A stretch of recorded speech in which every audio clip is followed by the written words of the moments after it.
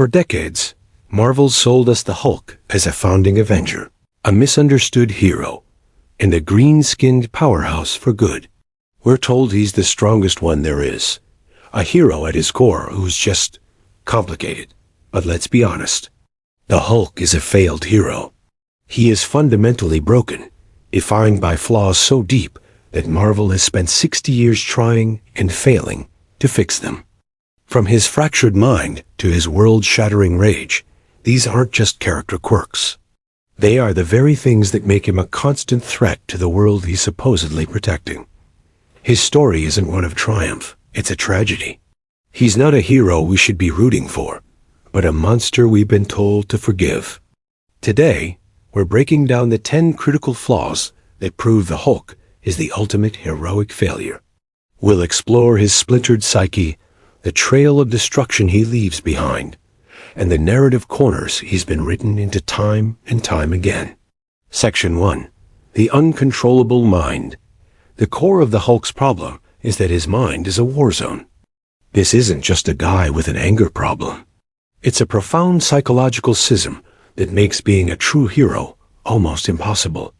This is his tragedy, a battle he can never win because the enemy is himself. The first and most critical flaw is his fragmented personality. In modern comics, Bruce Banner's condition is often framed as dissociative identity disorder, or DID. This wasn't caused by the gamma bomb. It was born from the trauma of a horrific childhood, where, in the comics, his abusive father Brian murdered his mother right in front of him. The gamma radiation didn't create the monster. It just unlocked a cage full of them. And what came out wasn't a single entity. There's the childlike savage Hulk, who just wants to be left alone. There's the morally gray Las Vegas enforcer, Joe Fixit. There's the idealized but unstable Professor Hulk. And then there's the Devil Hulk, a cruel and terrifying manifestation of Banner's deepest rage. Each one has its own goals and morals, creating a constant internal power struggle that makes the Hulk dangerously unpredictable. A hero needs a stable moral compass. The Hulk is a ship with too many captains, all trying to sink each other. This leads directly to his second flaw, his uncontrollable rage. The Hulk's famous tagline, "The madder he gets, the stronger he gets," isn't a strength. It's a catastrophic liability. A hero's power should be a tool. For the Hulk, it's a wildfire chained to his most volatile emotion. We saw this in Age of Ultron, when Wanda Maximoff's mind trick turned him against Johannesburg, causing untold destruction and cementing his image as a global threat. But he doesn't need mind control to be a menace. He's attacked teammates, leveled cities, and his actions have directly inspired legislation to control superheroes. His power isn't a failsafe. It's a time bomb. A hero who can't control their own strength is just a disaster waiting to happen. The third flaw is his profound moral ambiguity. What are the Hulk's ethics? Is he the hero who fought with the Avengers? Or is he the vengeful green scar of World War Hulk who returned to Earth to punish his friends? The answer is, it depends on which personality is in charge. The Joe Fixit persona is a hedonistic mob enforcer. The savage Hulk's heroism is usually an accident. This isn't the complex morality of an anti-hero. It's the moral chaos of a broken man.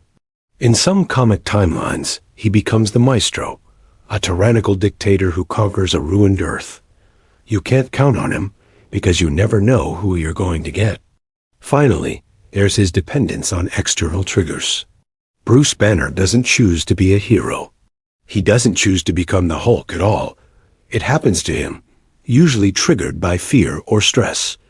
A hero runs into danger. Banner spends his life running away from it, terrified the monster will get out. This robs him of the one thing that defines heroism, the choice to act. In the Avengers, he admits he once tried to end his own life, but the other guy wouldn't let him. It's a chilling moment that shows his total lack of control. He can't choose to fight, and he can't even choose to die. He's a prisoner in his own body, a weapon waiting for someone else to pull the trigger. Section 2. The path of destruction. All that chaos in his head inevitably spills out into the real world, leaving a legacy of fear and destruction. His attempts at heroism are often hard to tell apart from the disasters he's supposed to be stopping. This brings us to his fifth flaw, his narrative role as a threat. More often than not, the Hulk isn't written as a hero, but as a problem to be solved. From day one, he was hunted by General Thunderbolt Ross and the military, seen as a weapon of mass destruction. Even his friends in the comics, the Illuminati, exiled him to space because he was too dangerous, which directly led to the Planet Hulk and World War Hulk events. In the MCU, his rampage is a key reason for the Sokovia Accords. He is the walking, talking justification for limiting superhero freedom. He's not a teammate, he's a liability. This constant threat level leads to his sixth flaw, crippling emotional and social isolation. Bruce Banner's life is a tragedy. He's a man on the run, not just from the law, but from anyone he might care about. He can't build relationships because he's terrified the Hulk will hurt the people he loves. His iconic romance with Betty Ross is a perfect example. In the comics, his proximity was blamed for her death from gamma radiation poisoning. And while her death, like many in comics, didn't stick, the trauma it caused was permanent. This fear of hurting others is what drives him into exile, as seen at the end of Age of Ultron, where he flees in a Quinjet, choosing to be alone because he believes it's the only way to keep people safe. A hero protects a community. The Hulk can never truly be part of one. All right, we're halfway through the devastation. If you're finding this breakdown as compelling as the destruction Hulk leaves behind, do us a favor and smash that like button and subscribe for more. Let us know in the comments. Which of Hulk's flaws do you think is his biggest? Now, back to the list. While he seems invincible, the Hulk's seventh flaw is his surprising number of power limitations and vulnerabilities. For all the talk of being the strongest one there is, his power has clear limits. His durability is an absolute. He can be wounded by things like adamantium, as Wolverine has proven over and over. He's also extremely vulnerable to psychic and magic attacks, which bypass his strength completely.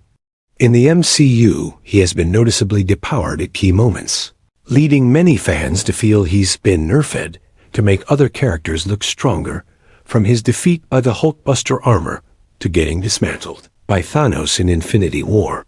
He's not an unstoppable god.